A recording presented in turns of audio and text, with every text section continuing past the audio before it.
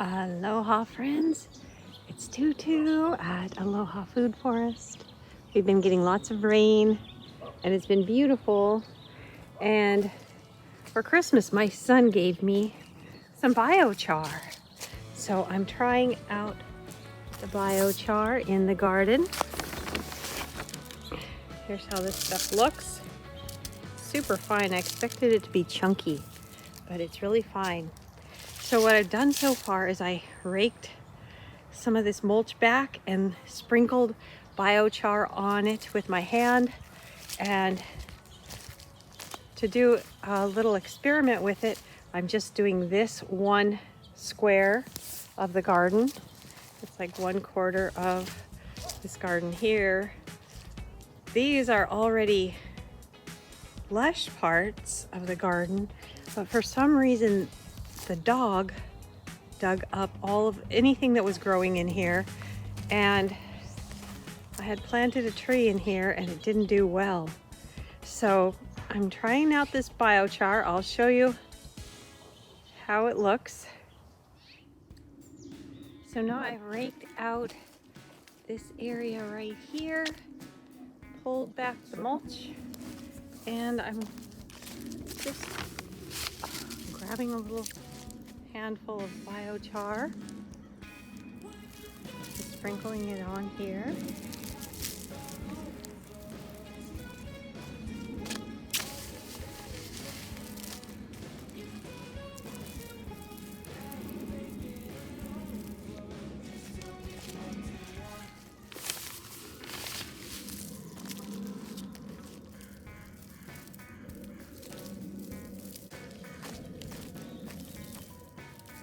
I've seen lots of worms in here.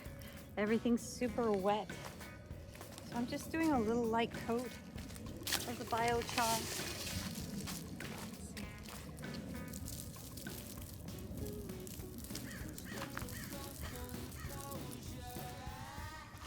There we go.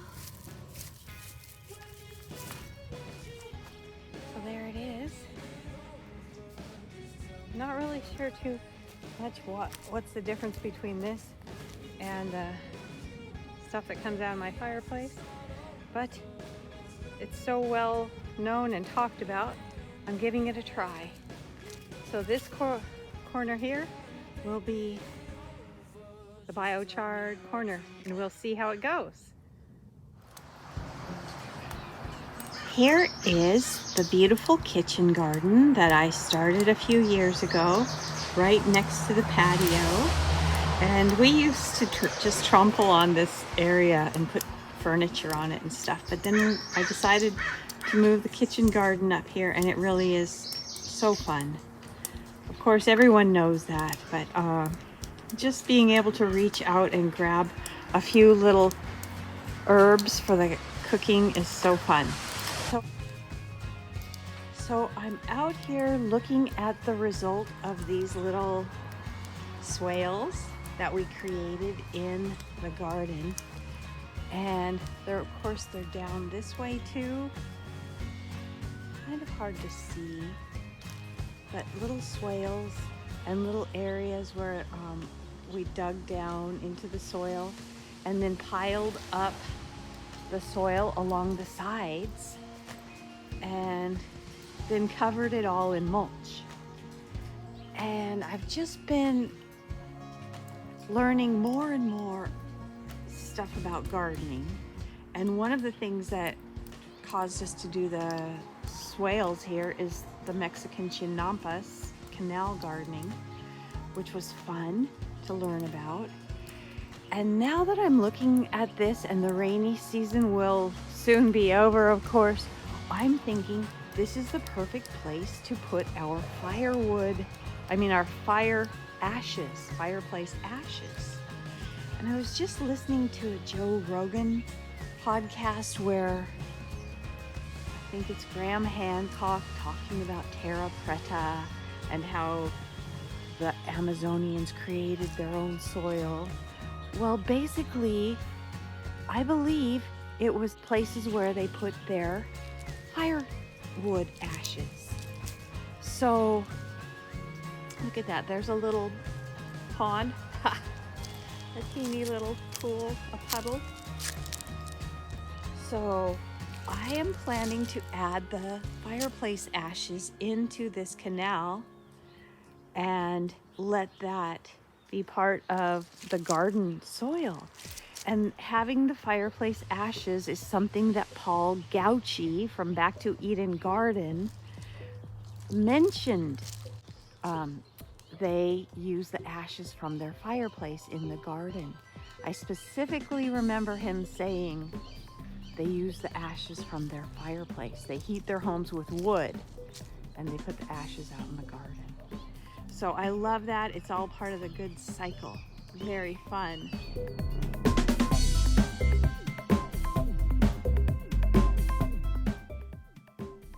So I have my helper here.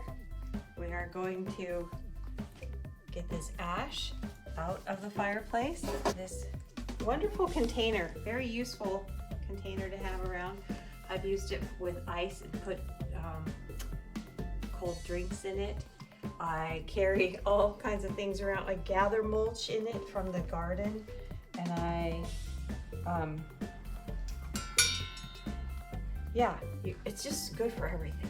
Right now I'm going to take the ashes and put it in here and then take them out to the garden.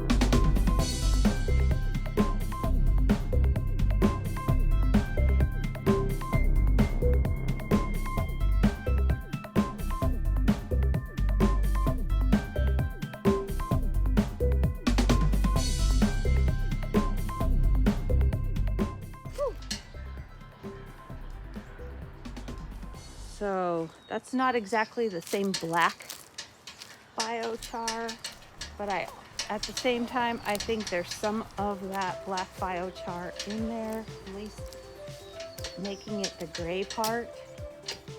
And it all came from wood anyway. And wood is going to go back into the garden, transformed into a different state, right? A different material state. Now it's not a hard piece of tree trunk, it's a powder. So that's very interesting.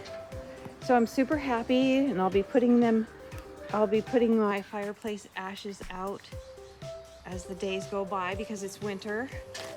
And so that's really fun. Putting the biochar out into these little canals.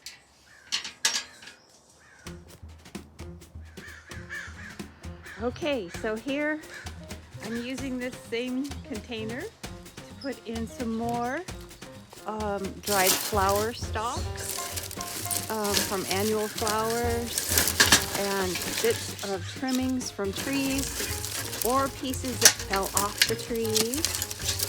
And you may or may not know this, but when they're really ready to burn, they're crisp and they crack like that. Do you hear that? That's a snap.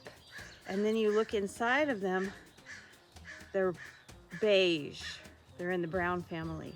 If you see green inside of this twig, it's gonna smoke in the fire. It's gonna make smoke.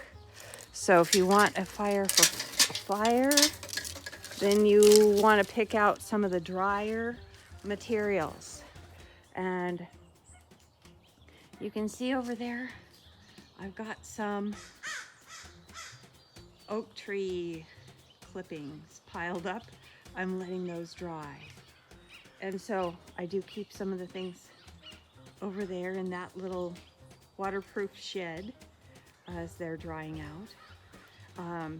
But I'm going to be returning this back into the fireplace, and we'll have some more biochar to make our terra preta.